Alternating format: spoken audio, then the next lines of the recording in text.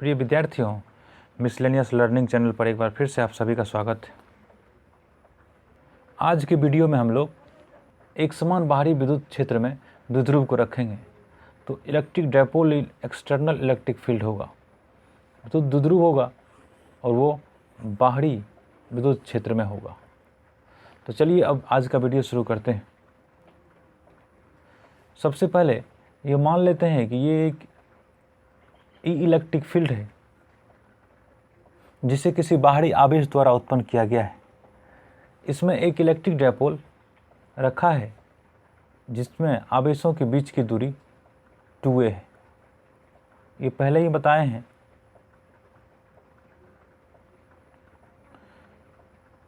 ये उस डायपोल का केंद्र O है, तो इससे यहाँ की दूरी a हो जाएगी। अब अगर डायपोल फील्ड में रखा है तो डायपोल के आवेश पर तो बल लग जाएगा। ये डायपोल का धन आवेश है, इस पर फील्ड की दिशा में बल लगेगा इधर, और ये बल का मान होगा +QE। इस आवेश पर फील्ड के विपरीत लगेगा क्योंकि ऋण आवेश है, तो इधर जो बल का मान होगा ये होगा -QE।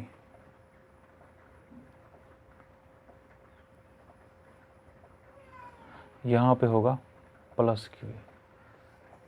अब हम अगर इस बल को देखें तो ये बल इस रेखा के अनुदिश लग रहा है और ये बल इस डॉटेड लाइन की दिशा में लग रहा है। हम ये देखते हैं कि दोनों बल एक रेखा पे नहीं लग रहा है बल्कि दो अलग अलग दिशाओं में तथा दो अलग अलग रेखाओं की दिशा में लग रहा है। इसलिए हम कहते हैं कि इस डायपोल पर टॉर्क अर्थात बल आघूर्ण काम करने लगेगा। इसको ऐसे समझिए, एक वस्तु है, ये इसका द्रव्यमान केंद्र ये है, इस बिंदु पर है, O है इस बिंदु का नाम। द्रव्यमान केंद्र कहने का मतलब यह है कि इस वस्तु का सारा द्रव्यमान O पर केंद्रित है।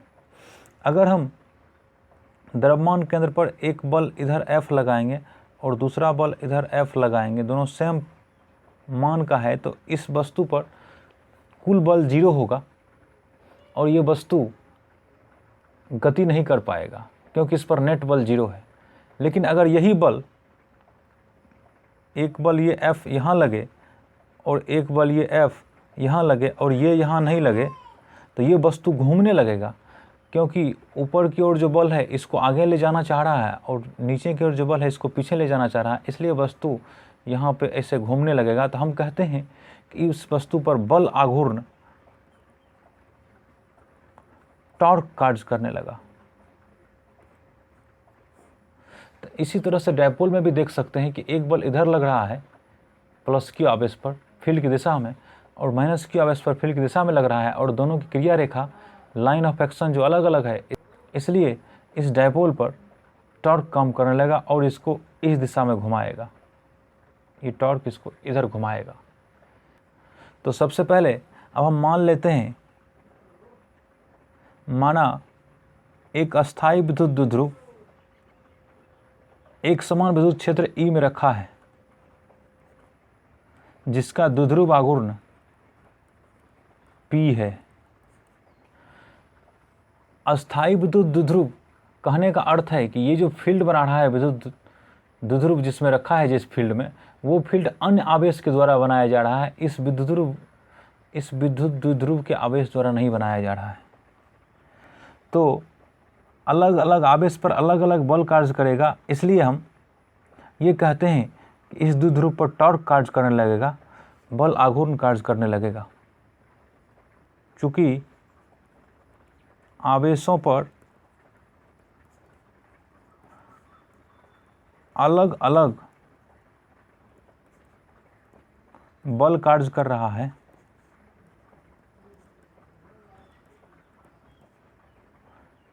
तथा इस बल की क्रिया रेखा भी अलग अलग है,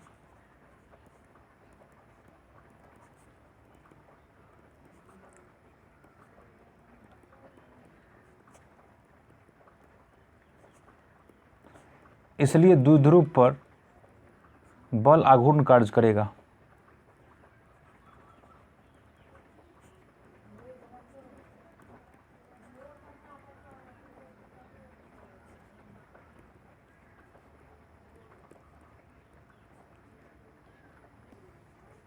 अब बल आघूर्ण को टॉ से सूचित करते हैं, तो बल आघूर्ण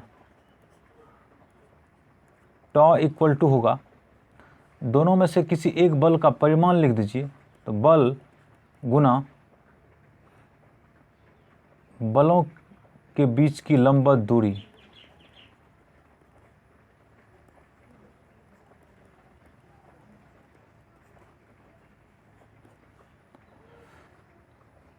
तो मान लेते हैं कि इस बल के बीच लंबवत दूरी ये दूरी d है, ये मान लेते हैं।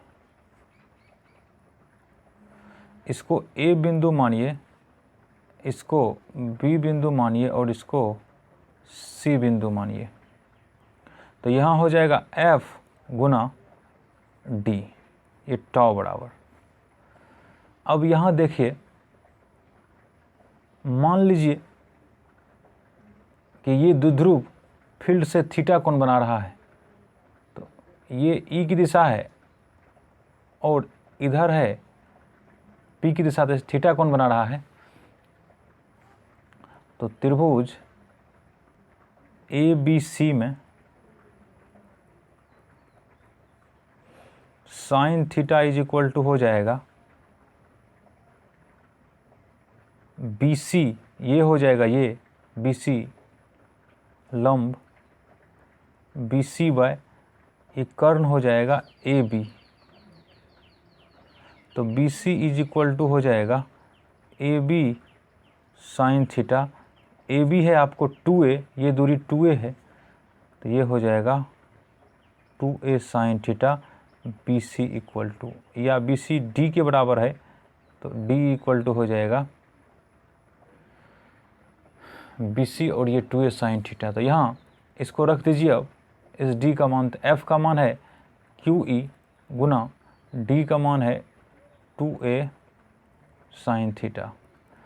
अब Q गुना 2a को एक साथ लाइए और ये हो जाएगा E साइन थीटा। इसको यहाँ ले आए हैं। अब इसके बदले हम जानते हैं Q गुना 2a इक्वल टू P होता है, द्विध्रुव आघूर्ण होता है, तो ये हो जाएगा P गुना E साइन थीटा। इसी को अगर वेक्टर रूप में लिखें, टॉ वेक्टर इज इक्वल टू हो जाएगा P क्रॉस E वेक्टर। यही हमारा बल आघूर्ण का व्यंजक निकल गया। चूँकि हम वेक्टर में जानते हैं कि A cross B is equal to होता है AB sine theta n cap, इसलिए हम P cross C P sine theta के बदले लिख दिए। यहाँ एन कैप इकाई सदिश जो दिशा बताता है। अब बल आघूर्ण टॉ की दिशा, ये सदिश है तो इसमें दिशा ही बताना पड़ेगा, तो इसकी दिशा दक्षिण हस्त स्क्रू नियम,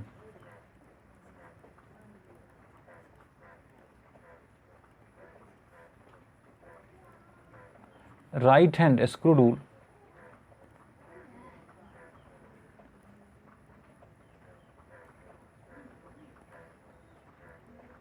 द्वारा दिया जाता है।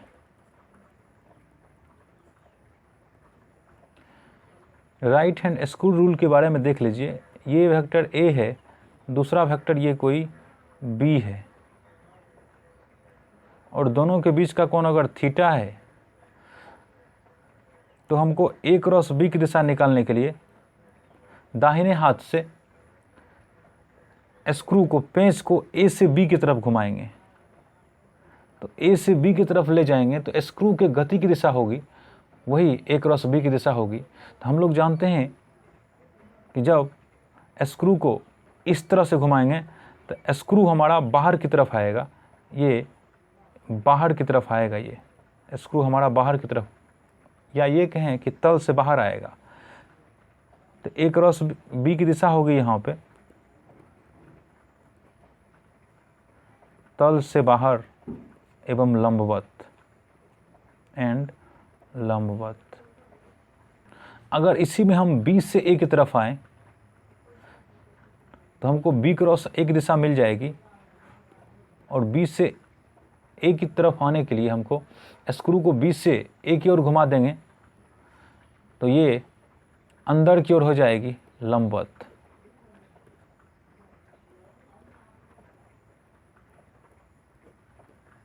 अब हमको टॉ बराबर होता है P क्रॉस E, तो हमको P क्रॉस E की दिशा देखने के लिए P से E की तरफ जाना होगा। तो P इधर है हमारा, ये है P, और E हमारा इधर है, दोनों के बीच का ये कोण थीटा है। तो टॉ की दिशा होगी इस स्थिति में, P से E की तरफ स्क्रू घुमाएंगे तो ये अंदर जाएगा, तो ये हो जाएगी तल के अंदर तथा तल से लंबवत। तो ये हो जाएगी टॉ की दिशा, तल से अंदर और तल के लंबवत। इसके बाद हम टॉ के मात्रक तथा बीमा पर चर्चा करते हैं। तो टॉ के मात्रक एवं बीमा, unit and dimension of toe.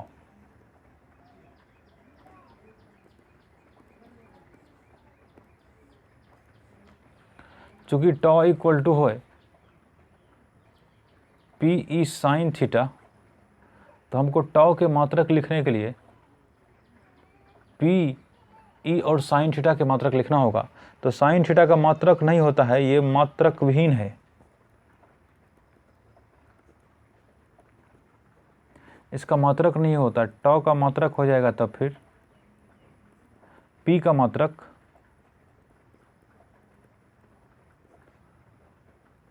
Into ई का मात्रक।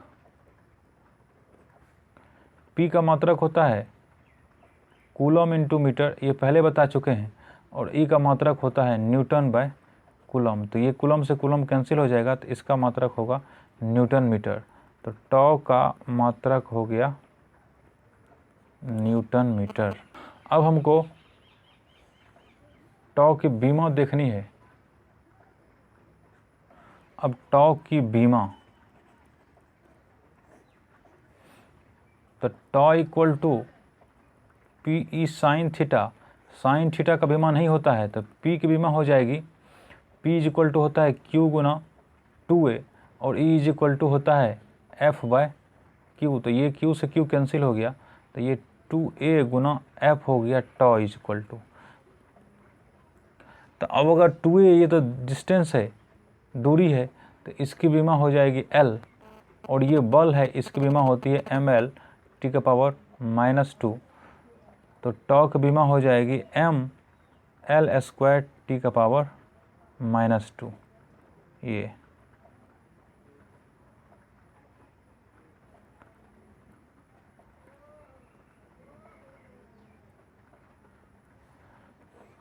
तो ये कह सकते हैं टॉ की बीमा ml² टी का पावर -2 होती है।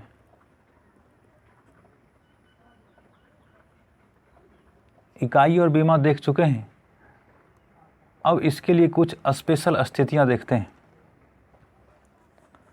विशेष स्थितियां।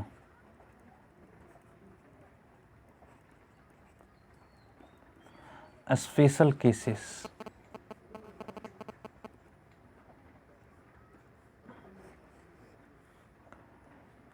एक नंबर में जब P तथा E के बीच का कोण थीटा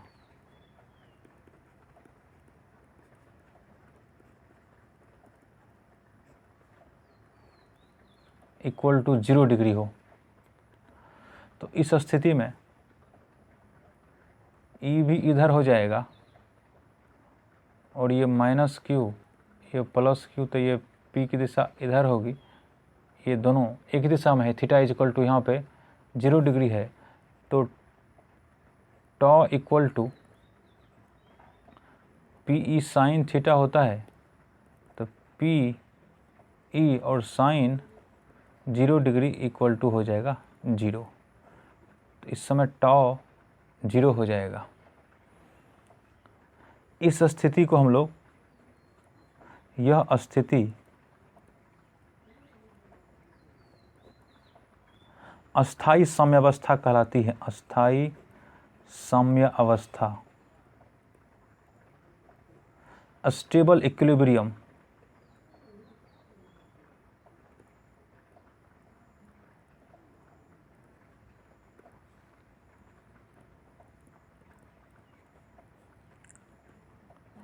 कहलाती है।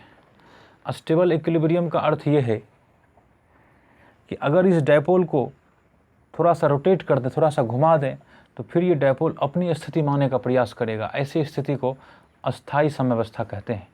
अगर ये अपनी स्थिति से और दूर भागना चाहता तो इसको अस्थाई साम्यावस्था कहते हैं। जैसे इसको समझ लेते हैं, मान लीजिए कि ये फील्ड इधर है और ये माइनस क्यू है, ये प्लस क्यू है, तो इस पर बल लगेगा, इस प्लस क्यू पर इधर लगेगा क्यू ई, और इस प्लस क्यू पर भी बल लगेगा इधर क्यू ई। अब अगर इसको थोड़ा सा घुमा दें, इस डायपोल को थोड़ा सा घुमा दें, तो कुछ इस तरह से हो जाए। अगर ऐसे हो जाए तो इस पर तो बल इधर लगेगा क्यू ई, और इस पर बल इधर लगेगा क्यू ई। अब देखिए ये जो विपरीत बल है और उसकी क्रिया रेखा भी अलग अलग है, तो ये बल इस डायपोल को घुमाने का प्रयास करेगा। तो ये घुमाएगा किधर, तो ये इधर घुमाएगा, इधर। ये बल इसको इधर ले आएगा, ये बल इसको इधर ले जाना चाहेगा, तो ये इस तरह से घुमाएगा, इस तरह से कुछ। तो हमने डायपोल को देखिए, हमने डायपोल को ऐसे घुमाया था, ऐसे, तब ये इस स्थिति में आया था। ये है हमारा माइनस क्यू वाला, ये है प्लस क्यू वाला। तो डायपोल को हमने ऐसे घुमाया, लेकिन अगर ये ई की दिशा में होता है, जब इसको इस तरह से घुमाते हैं, ये कहते हैं कि जब डायपोल को हमने क्लॉकवाइज घुमाया और छोड़ दिया, तब ये एंटी क्लॉकवाइज इधर घूमने का प्रयास कर रहा है। ये एंटी क्लॉकवाइज तो अपने उस अवस्था में आने का प्रयास कर रहा है जिस अवस्था से इसको हम डिस्टर्ब किए थे। तो इस स्थिति को अस्थाई साम्यावस्था कहते हैं। अस्थाई साम्य अवस्था, स्टेबल इक्विलिब्रियम।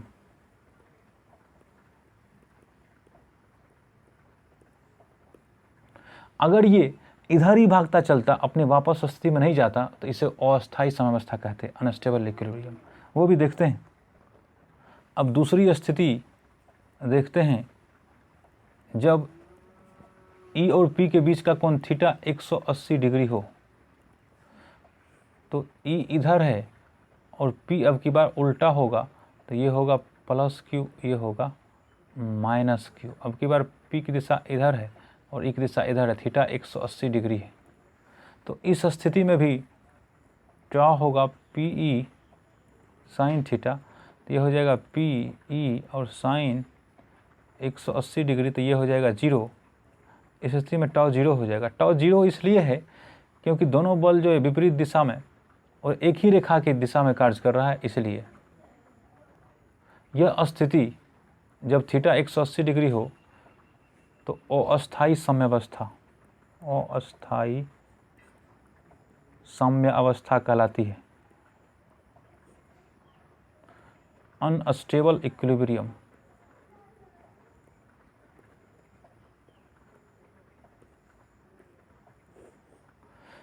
इसे समझ लेते हैं फिर से एक बार क्यों।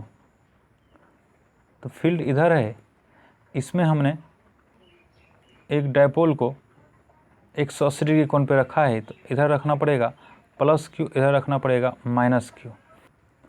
इस पर माइनस क्यू पर इधर की तरफ बल कार्य करेगा और प्लस क्यू पर इधर की तरफ बल कार्य करेगा, और ये दोनों बल परिमाण में समान होगा, इसलिए नेट बल अभी 0 है।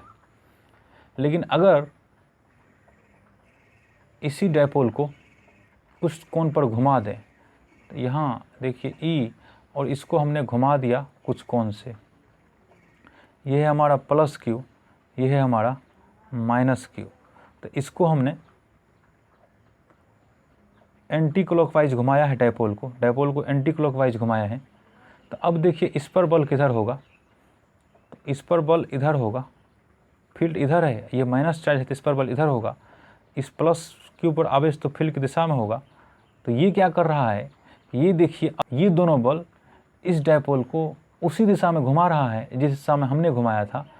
तो ये साम्यावस्था की स्थिति को डिस्टर्ब कर रहा है, इसलिए इसको हम अनस्टेबल इक्विलिब्रियम कहते हैं। ये वापस उसी अवस्था में नहीं आ रहा है बल्कि उस अवस्था से दूर जा रहा है जिसमें ये पहले रखा था, इसलिए इसे अनस्टेबल इक्विलिब्रियम कहते हैं।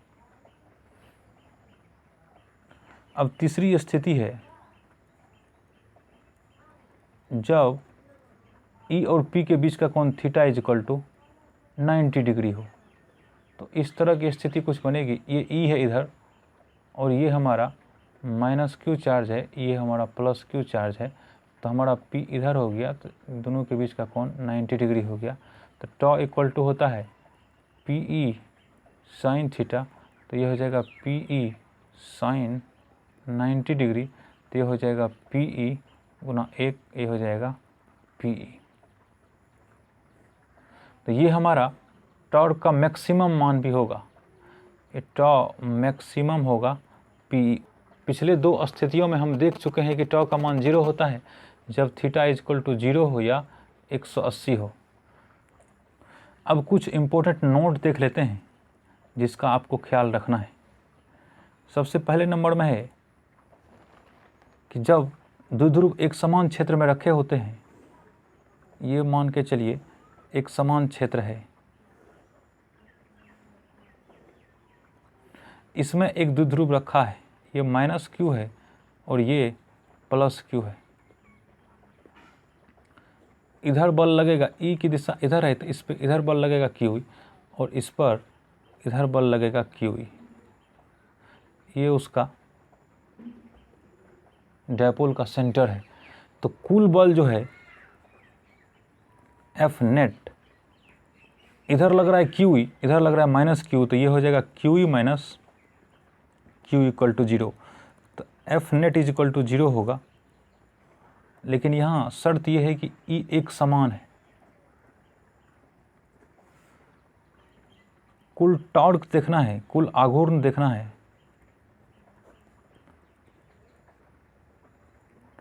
टॉ देखना है, तो ये देखिए E इधर है और ये इसका P इधर है, तो दोनों के बीच का कोण कुछ थीटा है, इसलिए ये हो जाएगा PE साइन थीटा, ये 0 के बराबर नहीं है।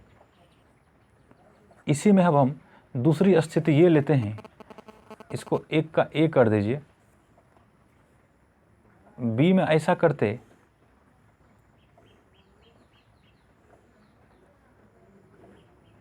कि ये एक समान है, E एक समान क्षेत्र में रखा है, इसमें अगर एक डायपोल रखा जाता इस तरह से इसके समांतर माइनस Q और प्लस Q, तो अब की बार इस पर फील्ड तो बल तो इधर होगा QE और इस पर बल इधर होगा QE, तो नेट बल होगा F net is equal to हो जाएगा QE minus Q equal to 0 हो जाएगा। और टॉ जो होगा टॉ नेट, अब वो देख लीजिए, अब की बार तो बल की क्रिया रेखा ही एक ही अक्ष पर आ गई, एक ही रेखा पर आ गई, इसलिए इसमें टॉ नेट जो है 0 होगा।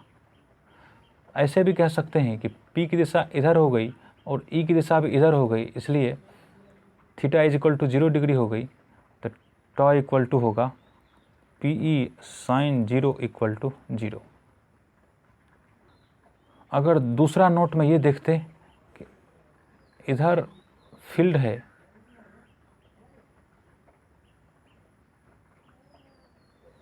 इधर एक इलेक्ट्रिक फील्ड है जो बढ़ रहा है, इधर बढ़ रहा है, इसमें एक डायपोल को रखे हैं, इधर जो है ये फील्ड इधर बढ़ता है,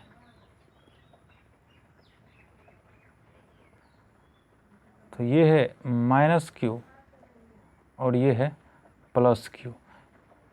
यहाँ पर फील्ड अधिक होगा, E यहाँ अधिक होगा और यहाँ E कम होगा क्योंकि इधर फील्ड बढ़ रहा है। तो यहाँ पर जो बल लगेगा इसको हम इस फील्ड को यहाँ पे E1 कर देते हैं, यहाँ पे इसको E2 कर देते हैं। तो यहाँ पे हो जाएगा बल QE1 इधर होगा, इसकी दिशा इधर होगी। यहाँ पर जो बल होगी उसकी दिशा इधर होगी और ये होगा QE2। तो F नेट होगा QE1 इसकी दिशा इधर है माइनस QE2 इसकी दिशा इधर है, तो ये हो जाएगा QE1 माइनस E2 कॉमन कर लेंगे। तो अब चूंकि E1 और E2 समान नहीं है इसलिए ये डिफरेंस जीरो नहीं होगा, तो ये हो जाएगा Q डेल्टा E और ये जीरो के बराबर नहीं होगा क्योंकि फील्ड सेम नहीं है। तो अगर हम बढ़ते हुए फील्ड में किसी डायपोल को रखें तो नेट बल की दिशा P की दिशा में होती है। P हमारा इस दिशा में है, तो इसी दिशा में F नेट अगर इधर है तो P भी इधर ही होगा। अब यहाँ टॉर्क पे विचार कर लेते हैं, टॉ पर। फिर इस स्थिति में टॉ जो है जीरो होगा क्योंकि theta is equal to 0 degree है, तो टॉ इस स्थिति में भी जीरो है। अब तीसरी स्थिति इस पर विचार कर लेते हैं, फील्ड जो है इधर घट रहा है, इधर फील्ड घट रहा है। ये हमारा डायपोल है माइनस Q और ये हमारा है प्लस Q। इस डायपोल के मोमेंट की दिशा इधर है, P की दिशा इधर है, फील्ड की दिशा भी इधर है, सेम है। थीटा इज इक्वल टू हो जाएगा 0 डिग्री, तो इसलिए यहाँ पे भी टॉ होगा 0। लेकिन F नेट की बात अब करते हैं, तो यहाँ पर फील्ड जो है E1 और यहाँ पर मान लेते हैं फील्ड होगा E2। तो E1 अब की बार लेस देन होगा E2 से, क्योंकि इधर फील्ड जो है घट रहा है, तो यहाँ का फील्ड अधिक होगा। इस बिंदु पर माइनस Q पर जो बल लगेगा ये बल होगा QE2 और प्लस Q पर जो बल लगेगा इधर होगा, ये होगा QE1। QE2 का जो मान है ये अधिक होना चाहिए क्योंकि यहाँ पर फील्ड अधिक है, इसलिए F net is equal to हो जाएगा QE1, इधर को प्लस मान रहे हैं अभी, तो इधर हो जाएगा माइनस QE2।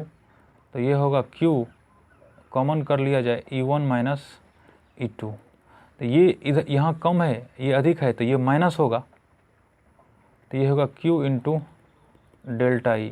लेकिन ये माइनस है, नेगेटिव है, क्योंकि E1 कम है और E2 अधिक है।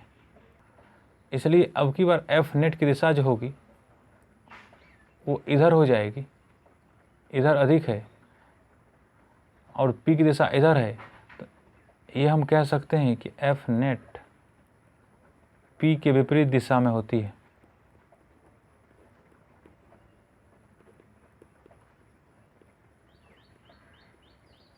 और टॉर्क जो है 0 होता है। तो इन सारे स्थितियों में टॉर्क तो 0 है, लेकिन F कहीं पर 0 है, कहीं पर 0 नहीं है, और कहीं पे P की दिशा में है और कहीं पर P की विपरीत दिशा में है। अगर आप लोगों को हमारा वीडियो पसंद है और इस तरह के और वीडियो के नोटिफिकेशन पाना चाहते हैं तो आप हमारे चैनल को सब्सक्राइब अवश्य करें ताकि आपको आगे आने वाले वीडियो का नोटिफिकेशन मिलता रहे। धन्यवाद।